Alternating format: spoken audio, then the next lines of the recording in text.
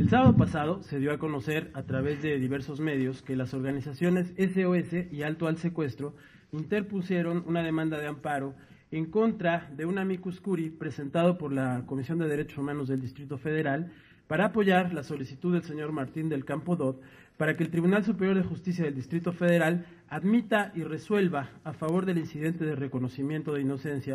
que el propio señor del Campo Dodd interpuso, teniendo en cuenta un informe de fondo recientemente presentado por la Comisión Interamericana de Derechos Humanos, en la que este órgano de la Organización de los Estados Americanos le pide al Estado mexicano que lo libere de inmediato debido a las inconsistencias que presenta el juicio en el que fue condenado por el homicidio de su hermana y cuñado, y a que la confesión que le llevó a reconocer que fue el autor de ese crimen fue arrancada mediante tortura. Como se sabe, en el año 2002, esta Comisión de Derechos Humanos del Distrito Federal emitió una recomendación por ese caso, luego de que la Secretaría de Relaciones Exteriores de México solicitara la reapertura del mismo, cerrado con anterioridad también por esta comisión. La reapertura de la investigación permitió a la Comisión de Derechos Humanos del Distrito Federal comprobar una cadena de violaciones al debido proceso que iniciaron con la detención arbitraria del señor Martín del Campo, su incomunicación y tortura, así como importantes deficiencias en el resguardo de la escena del delito, la cadena de custodia e incluso la consideración de pruebas periciales exculpatorias, todo lo cual habría producido, en el contexto de un Estado respetuoso de derechos, la libertad inmediata del imputado y la reposición del proceso para no generar impunidad. No obstante, un sistema que promueve que servidores públicos garantes de derechos de imputados y de víctimas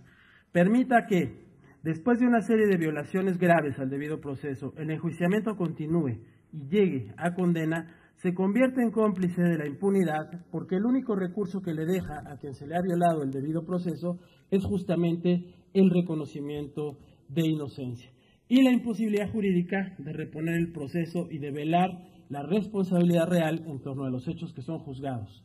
Como se ve, estamos hablando de un círculo vicioso que deriva en la impunidad y que es responsabilidad de servidores públicos del sistema penal, de ninguna manera de las instituciones protectoras de derechos humanos.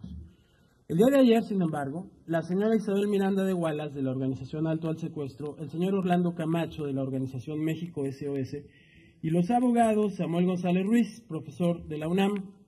y Elías Huerta, presidente de la Asociación Nacional de Doctores en Derecho, realizaron una conferencia de prensa para justificar las razones del amparo y para presentar el testimonio de la joven María Fernanda Zamudio, hija del matrimonio Zamudio del Campo.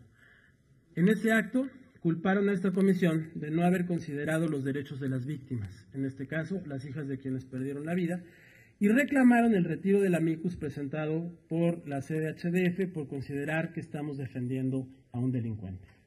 Esta acción nos merece varias consideraciones. En primer lugar, hay que decir que un amicus curiae es una opinión jurídica y voluntaria que ofrecen terceros, en este caso la comisión, ante un tribunal para colaborar con la resolución de un proceso. En el sistema jurídico mexicano existen precedentes sobre la utilización del amicus curiae en los que se entiende como un documento que tiene un valor argumentativo, pero que no vincula al juzgador para que éste se manifieste en cuanto a su contenido. Por lo tanto, esta figura jurídica debe entenderse como un medio a disposición del juez para ayudarle a clarificar criterios y estándares en las diferentes materias jurídicas. La presentación del amicus curiae en este caso tuvo como finalidad hacerle llegar a la séptima sala penal del Tribunal Superior de Justicia del Distrito Federal argumentos e interpretaciones de las fuentes del derecho internacional para que enriqueciera su fallo, sin menoscabo de la independencia del órgano jurisdiccional, ya que la autonomía judicial también constituye un derecho humano. Se reitera que esta actuación tiene como interés la vigencia del derecho internacional de los derechos humanos en nuestro país, en tanto conciencia jurídica y ética de la humanidad, ya que su búsqueda es una labor que nos incumbe a todas y todos. Nos sorprende, por tanto, que los abogados González Ruiz y Huerta hayan recurrido a una estrategia que jurídicamente no tiene posibilidades de prosperar, por lo que pensamos que en el fondo la intención de los abogados fue la de crear una distracción mediática para generar presión a la decisión del tribunal que deberá resolver el incidente de reconocimiento de inocencia. Nos extraña y preocupa que sin una explicación puntual del sentido y razones por las que se presentó el amicus curiae, se haya expuesto ante los medios a María Fernanda y Tamara Zamudio Martín del Campo, revictimizándolas y haciéndoles creer que esta institución debía ponderar los derechos de las víctimas del delito frente a los de las víctimas del sistema penal en este caso. Sin entrar ahora en un debate sobre el tema, es necesario aclarar que la acción de este órgano protector de derechos humanos está dirigida a atender, en primer término, las violaciones derivadas de actos de autoridades de la Ciudad de México, con la finalidad de que la reparación del daño a la víctima del sistema redunde también en beneficio de quienes son víctimas del delito. Es por tanto inaceptable que se construya un argumento por parte de los abogados que tiene la intención de confundir a los titulares de las organizaciones que interpusieron el amparo, a la opinión pública y desde luego también a las víctimas. Nos parece inaceptable asimismo que con base en rumores y dichos que hacen parecer los actos de esta comisión como parte de una suerte de conspiración, se cuestione la institución del Ombudsman, contrapeso del Estado frente al abuso de poder, que está llamada a asumir una vocación ciudadana destinada a empoderar a las víctimas, muy en especial a las víctimas del Estado, cuya relevancia es proporcional al deber de custodia y garantía que las y los servidores públicos tenemos frente a la salvaguarda de los derechos fundamentales. En el mismo sentido, no admitimos tampoco que se cuestione la integridad de la Comisión Interamericana de Derechos Humanos, órgano colegiado de la OEA que goza de gran prestigio y que ha llevado con fortuna ante la Corte Interamericana de Derechos Humanos casos tan relevantes como para motivar enérgicas condenas contra el Estado mexicano. Ahondar en un debate estéril que confronta a la justicia penal con los derechos humanos no abona a la construcción de un Estado sólido de derecho.